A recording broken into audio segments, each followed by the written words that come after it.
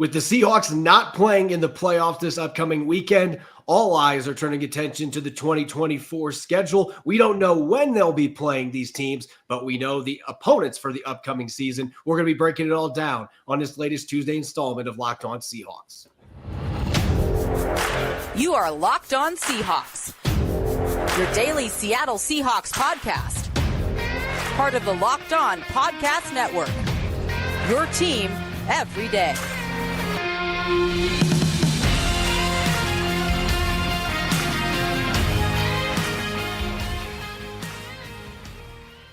Greetings to all. This is Corbin Smith, host of the Locked On Seahawks podcast, your daily Seahawks podcast, part of the Locked On Podcast Network's your team every day. Glad to be joined as always by my co-host in crime, Rob Rang, and a special thanks to all the 12s out there for making Locked On Seahawks your first listen 5 days a week, whether you're listening in nearby Everett or down in Corpus Christi, Texas. We appreciate each and every one of you. It's officially off-season mode here on Locked On Seahawks. We're going to be dishing out our offensive end-of-season awards, and we're going to be taking a look at what went wrong for the Seahawks this season. Why aren't we preparing for a playoff game this upcoming weekend, either in Seattle or on the road? We'll be diving into that on today's episode, which is brought to you by Prize Picks, the easiest and most exciting way to play daily fantasy sports. Go to prizepicks.com/LockedOnNFL and use the code all lowercase LockedOnNFL for a first deposit match up to $100.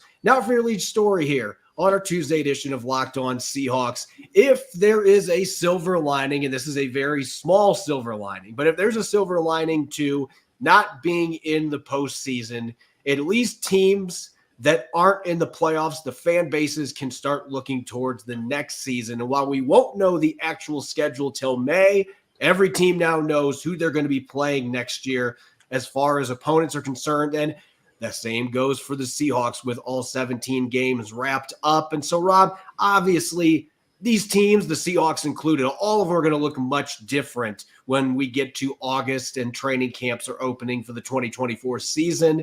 They're going to look a lot different before we even get into the draft in April. Then you're going to add all those incoming rookies. So things are going to change a lot, and we're going to revisit this when we know the actual schedule. But I will say, looking at the teams the Seahawks have in the docket, there's certainly some intriguing teams that are going to be coming to Lumen Field next year, and there's some really fun road games as well for the Seahawks in 2024.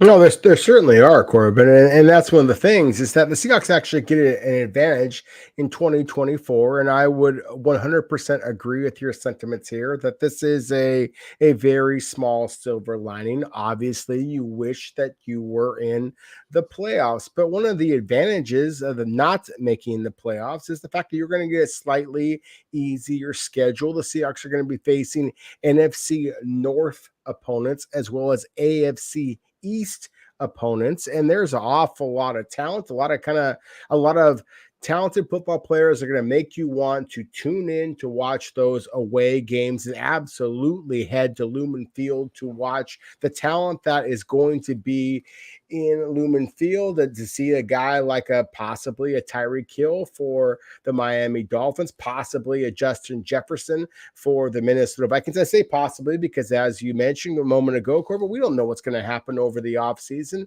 Those are two players that are expected to be a huge part of their respective teams. But, trades happen, free agency happens, the NFL draft is going to happen. There's going to be an awful lot of player, coach turnover that's going to be happening over the next couple of months. But it certainly sets up for a very exciting season.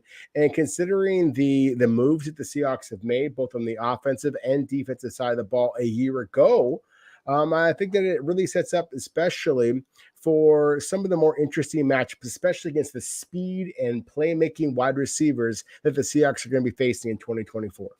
Yeah, that was the first thing that jumped out to me, just the talented wide receivers that are going to be coming to Lumen Field next year. Stephon Diggs with the Buffalo Bills, assuming that he's still in Buffalo. You're going to have to deal with him. Justin Jefferson, I'd be stunned if he's not with the Minnesota Vikings. You're going to have to play against him. Now, who's going to be throwing to him? That's a whole other story that we don't have an answer to at this point. But Tyreek Hill coming to town with the Dolphins. And, oh, by the way, they got another guy named Jalen Waddle who's pretty good in his own right. So that's the first thing that jumped out to me looking at the upcoming opponents.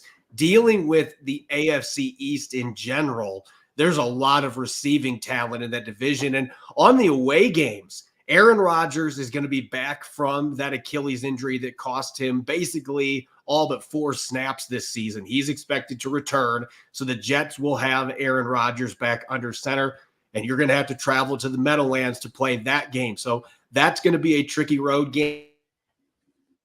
And Chicago, who knows who's going to be playing quarterback for the Bears in the Windy City? Is it going to be Justin Fields still? Or are they going to draft Caleb Williams with the first overall pick? We don't know the answer to that, and we won't know the answer to that for several months. So I think when you look at the schedule, the way that this is going to shape up, at least as far as opponents go, we know 6 divisional games every year. I wish I could say the Denver matchup at home was going to be more interesting, but even if Sean Payton today said that the Broncos don't know whether or not Russell Wilson is going to be back, I would be absolutely shell-shocked if Russell Wilson is still throwing the football for the Denver Broncos after being benched the last 2 games of this season. So that game doesn't have the compelling nature to it of Russell coming back home for a second game in Seattle that it could have had. But nonetheless, you still got some really fun games. I think Jordan Love and the Packers coming to Seattle, that is a chance to be a really good game next season at Lumen Field as well. Who knows what the Patriots are going to look like? The Falcons have a lot of talent. They're going to have a new head coach. So again, there's a lot of what ifs here because we don't know what any of these teams are going to look like by the time we get through the spring into the summer and we get close to the start of the 2024 season. But we at least know there's going to be a lot of really good receivers they're going to have to go against. And the return of Aaron Rodgers spices up this schedule quite a bit as well, going to New Jersey to play the Jets. No, absolutely. I mean, that's when we first opened the conversation about just all the hypotheticals. I mean, just Aaron Rodgers being eligible to play, being available to play, being healthy enough to play. To me, that is one of the hypotheticals. And of course, there are a lot of our viewers on YouTube who are able to see those graphics. But for those of you who were unable to view the graphics or listening, regardless of whether you're listening, whether you're watching, thank you so much for all of your support throughout this entire season. I'm just going to quickly run down the 8 games that will be at home in the 2024 season. Again, for those of you who are just listening rather than watching on YouTube, obviously you have the 4 NFC West divisional opponents, Arizona Cardinals, Los Angeles Rams, San Francisco 49ers. Those teams, of course, the Seahawks are going to be facing at Lumen Field. You're also going to be playing the Green Bay Packers. Jordan Love, of course, is going to be a big part of that. The Minnesota Vikings, Justin Jefferson, the wide receiver, as you mentioned a moment ago, Corbin, we don't know who is going to be playing at the quarterback position because Kirk Cousins is among the many high-profile free agents this season. The Buffalo Bills, we know that Josh Allen is going to be available for the Buffalo Bills. Is Stephon Diggs? Who else is going to be available for the Bills? That's going to be a fascinating, development over the course of the offseason. The Miami Dolphins, Tua Tagovailoa, Jalen Waddle, Tyreek Hill. The list goes on and on of all of the dynamic playmakers that are on that Miami Dolphins football team. I love the fact that you mentioned the Atlanta Falcons. To me, they are one of the most fascinating teams in all of the NFL, just given the skill position talent they have. Almost opposite at the quarterback position, where they still have some decisions to make there. But Bijan Robinson at the running back position, to me, still is one of the guys that is just one of those players that you just have to watch in person to really get a real feel for how talented he is. The New York Giants are going to be coming to Seattle. It doesn't happen very often. And as you mentioned, the Denver Broncos. So again, it's a really interesting, exciting slate that's coming to Lumen Field. I can't wait to see what the Seahawks are able to do against this home slate at Lumen Field in 2024.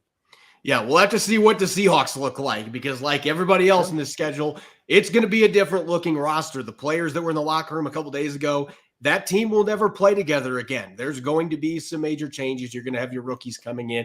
Who knows who's going to be on the coaching staff? There's a lot of question marks, but nonetheless, there are some really exciting, at least on paper, matchups there going towards the 2024 season. And can't wait till we get to mid-May and the holiday that is the NFL schedule reveal comes out, and we'll get to see when all these games will take place next season. Up next, we're going to backtrack a little bit rather than looking just towards 2024. What went wrong for the Seahawks this season? There were such high expectations. Why are they not preparing for a playoff game this weekend? And why have they cleaned out their lockers already? We're going to be diving into some of the key reasons that really stood out in the season that ultimately, as Geno Smith said, ended up being a disappointment. We'll get to that here in a moment on our Tuesday edition of Locked On Seahawks. The NFL regular season has officially wrapped up, but the playoffs are set to get underway, and there's plenty of time to get into the action with FanDuel, America's #1 sportsbook. Right now, new customers get $150 in bonus bets with any $5 moneyline bet. That's $150. If you've been thinking about joining FanDuel, there's no better time to get into the action than during the playoffs. The app is so easy to use. There's a wide range of betting options that can easily be found in the Parlay Hub, including spreads for all of the wildcard matchups coming up this weekend. Player props, you can look at what's expected from quarterback Josh Allen in passing yards or touchdowns this weekend, over-unders, and more. Visit FanDuel.com/lockedon and make your first bet a layup. FanDuel, official partner of the NFL. You're listening to the Tuesday edition of Locked On Seahawks. I'm your host, Corbin Smith. Glad to be joined in today's episode by my co-host in crime, Rob Rang. And a special thanks to each and every one of the 12s out there. Thank you, as always, for making Locked On Seahawks your first listen 5 days a week. We greatly appreciate it. Don't forget to check out Locked On's brand new 24/7 streaming channel, the first of its kind on YouTube. Locked On Sports Today is here for your 24/7 needs, covering the top sports stories of the day with local experts from Locked On, plus our national shows covering every league. Go to Locked On Sports Today on YouTube and subscribe to the first ever national sports 24/7 streaming channel. We wish that we were preparing to look at a opponent upcoming for a playoff game this week. Fans certainly wish there was a playoff game that the Seahawks were getting ready for, but unfortunately, that is not the case. Expectations were really high going into this season, and yet at 9-8, unlike a year ago when that record was good enough to get in the playoffs, the Seahawks didn't have fortune on their side with the Green Bay Packers holding off the Chicago Bears at Lambeau Field. The Packers getting the final wild card spot instead of the Seahawks. And so now we have to go into reflection a little bit earlier than we thought we would at this stage, Rob. And it certainly was a season where there were highs, there were plenty of lows, there was a lot of inconsistency. But when it really boils down to it, it feels like there are 2 or 3 symptoms that ended up really ultimately undermining this football team and preventing them from reaching their goals and being as good as they anticipated they were going to be this season. Yeah, no question about it. I think that one of them was just be a lack of physicality. I think especially along the offensive and defensive lines in the trenches, the Seahawks consistently struggled to move the football in the running game. When they were on offense, they consistently struggled to slow down the opposition when it came down to playing defense. And I think that you could make an argument that that is basically everything in a nutshell. But you said a key word there a moment ago, Corbin: expectations. The Seahawks were 9-8 a season ago, made the playoffs. They in the offseason after trading away Russell Wilson. And once that happened, then there was an awful lot of expectation that the Seahawks were going to finish a distant 4th in the NFC West. And so when they made the playoffs, it was a stunner to a lot of people. And then when Geno Smith had the incredible season that he had in 2022, then there was all these expectations the Seahawks were going to be competing for a possible Super Bowl run in 2023. And obviously that didn't happen. As you mentioned, identical records. But if you go down all of the different categories that actually matter in the NFL, whether it be points per game, whether it be points allowed, whether it be turnovers forced, whether it be turnovers created or turnovers that you had yourselves, with the penalties, any of those things, the Seahawks dropped in 2023. And that's the biggest reason why they are at home as the postseason begins. If you want to go on a statistical basis from the individuals, Geno Smith's touchdowns dropped, his interceptions remain the same, so give him credit for that. But at the same time, the running game dropped, the receiving game dropped, defensive sacks dropped. I mean, there was very little that you could argue actually was an improvement in 2023 in comparison to 2022. So again, the lack of physicality along the line of scrimmage would be the number one thing that I would argue was why the Seahawks are at home here as the postseason begins. But the lack of improvement, the lack of players or coaches stepping up in year 2 of this so-called rebuild, to me, is one of the biggest reasons why the Seahawks struggled and failed to reach expectations in this past season. There isn't necessarily one statistic that you can look at that's going to be able to measure development for a player. There's intangibles behind that. But as you said, across the board, this team just wasn't as good this season. And that goes back to the players not performing, the coaches not getting the best out of their players. And I think that was most noticeable on defense. But I think if you want to look at the specifics, to me, it's really simple.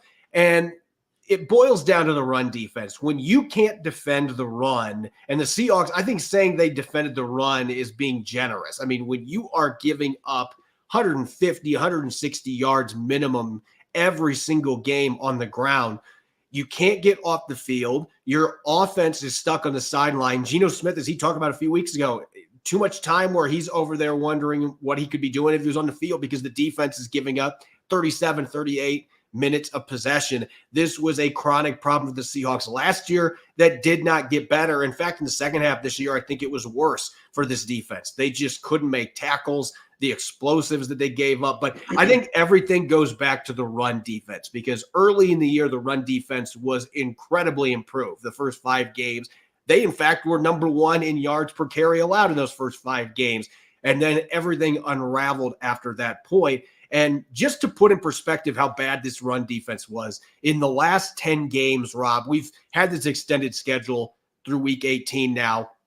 I believe this was the 4th or 5th year that we've had that many games in the schedule. But going back to when they expanded to 18 weeks and 17 games, the run defense allowed 1,674 yards. That's the second most by a team in the final 10 games of a year with that expanded schedule. Only the Steelers in 2021 gave up more yardage. They gave up 17 rushing touchdowns. That's the second most allowed in the last 10 games of a season since the expanded schedule. Only the Bears in 2022 gave up more. And then 5.2 yards per attempt, obviously, is in the top 10 during this new era of 18 weeks of NFL football as well. They just basically became roadkill. Teams were just running over them, through them, around them, missed tackles galore, poor pursuit angles. And I think as much as anything in the game of football, when you can't defend the run, it has a contagious negative effect on the entire rest of your football team. Your secondary, they have to start coming up to make plays in the run game, and it opens you up for the explosives downfield, especially against play action, which now you are more vulnerable to because you can't stop the run. And as I mentioned, your offense isn't even on the field because you can't get off the field yourself. So I think there were a lot of issues that stem from this one symptom that ended up being a real problem for this team that finished 4-6 in their last 10 games. To me, this was the biggest problem. Well, I absolutely think that the inability to slow down the running game was the biggest problem. I also think that considering the investments you made in the offense, you have a first-round selection that was made in Jackson Smith and Jigba at the wide receiver position. You bring back Geno Smith, who was the NFL Comeback Player of the Year in 2022, and yet his numbers dropped down. You have the first-round selection was made in the left tackle Charles Cross, who provided pretty solid pass protection throughout most of the season, but struggled to create any type of push in the running game. And I'll just throw out Geno Smith's numbers here because I need to correct myself. I had mentioned before that I said incorrectly that Geno Smith's interception numbers actually jumped in 2023. They did not. He threw 12 interceptions in 2022. 30-11 touchdown to interception ratio in 2022 and led the NFL with a 69.8% completion rate. Corbin, he dropped to 17th in the NFL in completion rate this past season, 64.7%. He had 20 touchdown to 9 interception ratio. So obviously the touchdowns dropped significantly from 30 to 20. The interception numbers wasn't quite as bad, 9 to 11 in 2022. So you got to account for Drew Lock starting in those games, in this past season. But still, the point is the Seahawks were absolutely dynamic on the offensive side of the ball in 2022 when expectations were as low as they're going to get. They averaged 23.9 points per game in 2022.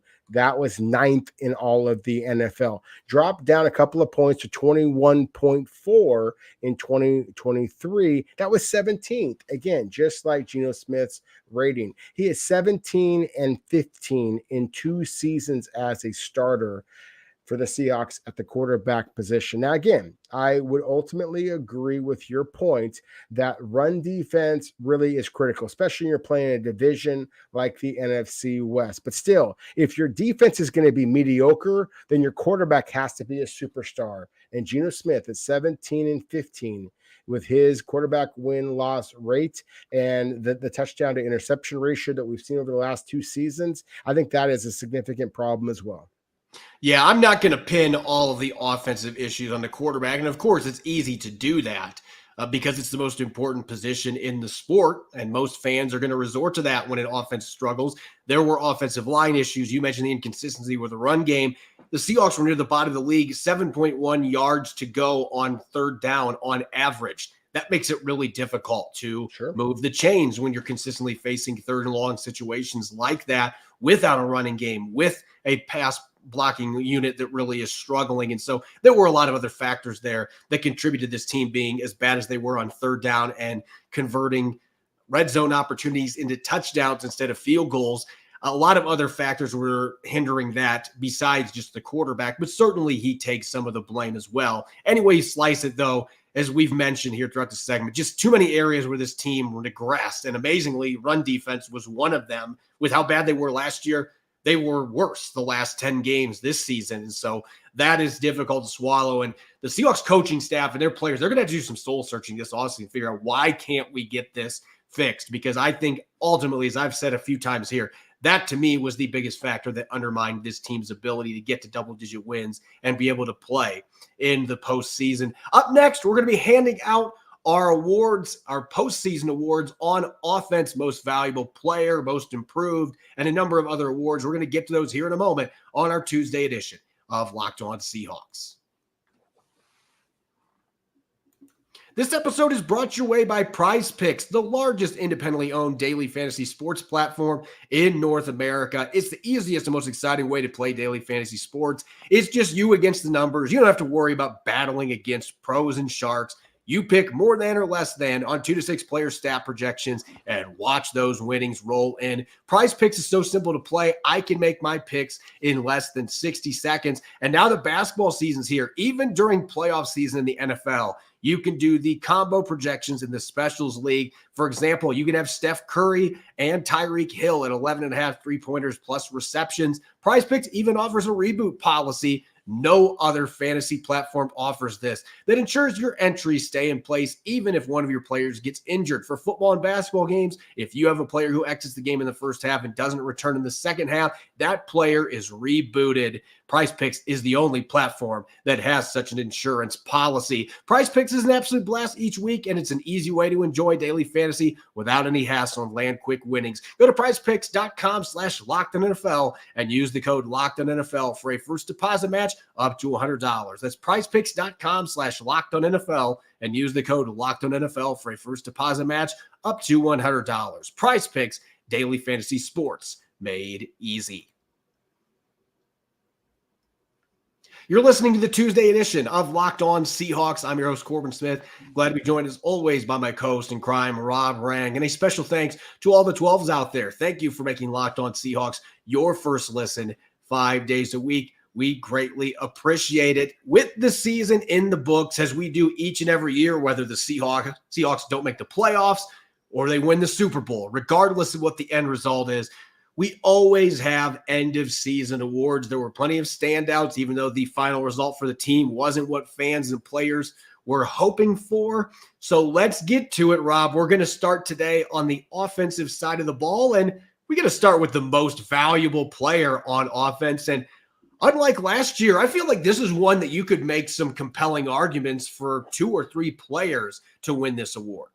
Yeah, I absolutely think that you can. I think that the easy way is to go at the quarterback position, because obviously he is the most important person on the field in terms of how successful you're going to be. I'm going to go with the best player on the field. Best player on the field for the Seahawks for the last several years has been number 14, DK Metcalf. Now, does he annoy me with some of his antics, the way that he is willing to kind of push the boundaries and create some penalties? Do I wish that he was more consistent as a pass catcher? Sure. There's things that you can criticize with DK Metcalf, but he is still the most physically dominant football player that is on this team.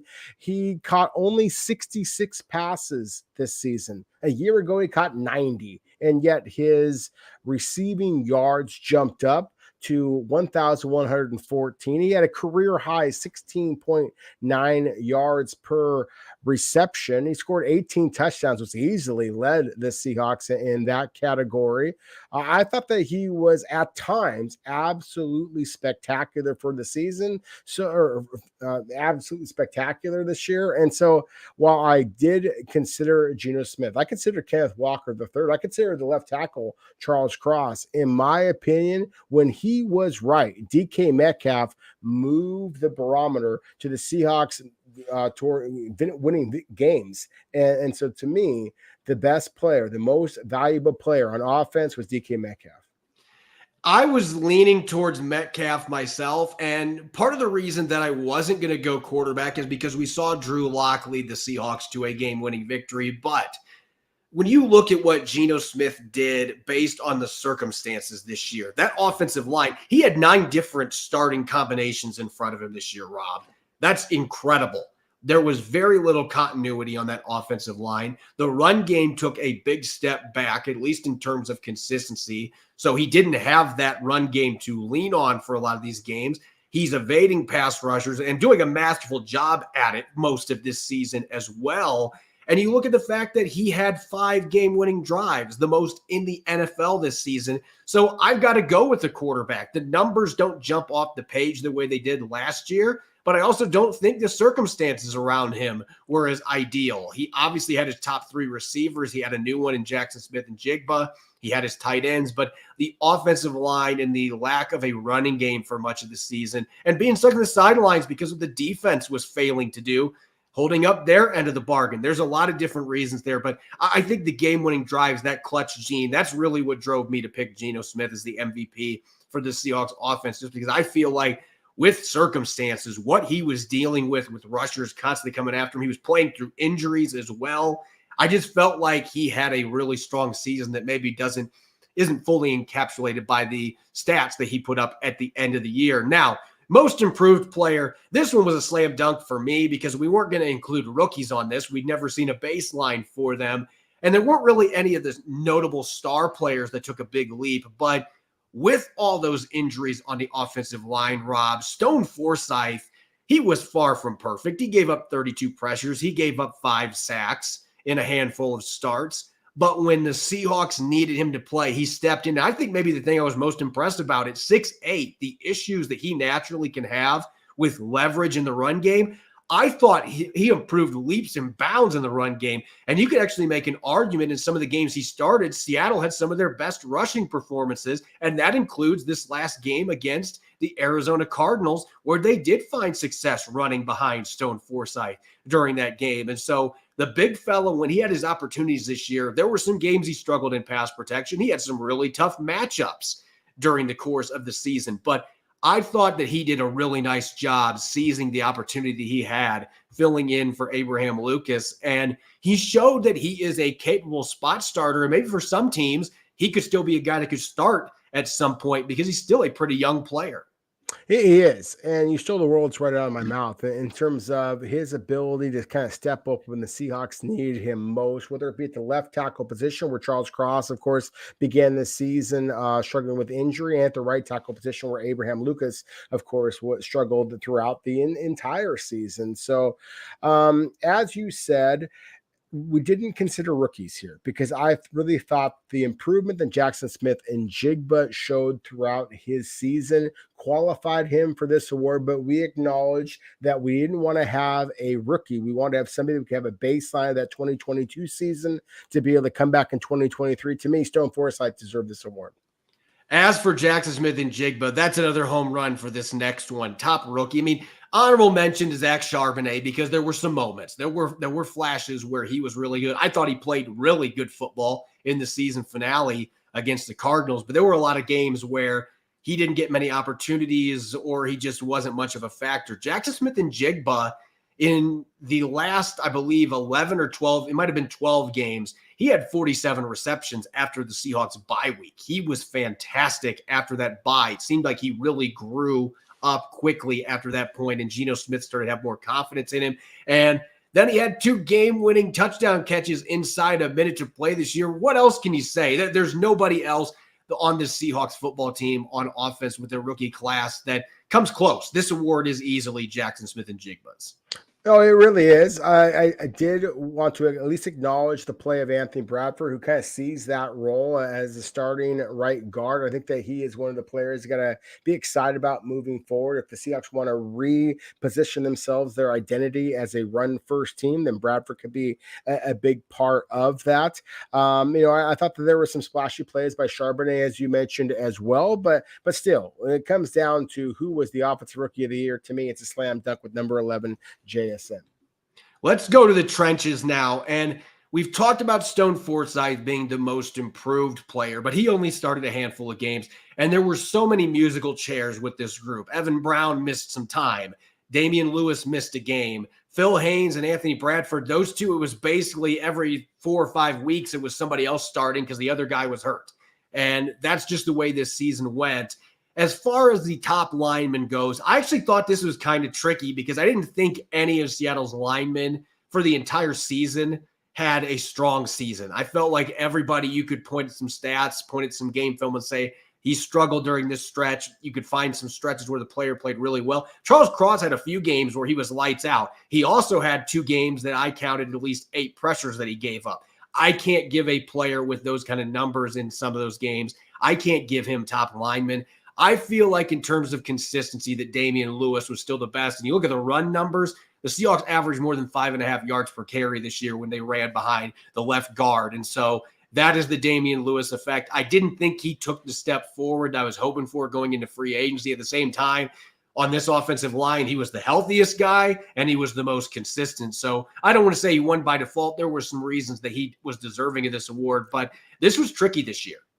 It was tricky this year. I went with Charles Cross just because I wanted to acknowledge the level of competition that he faced so far, that he faced this season.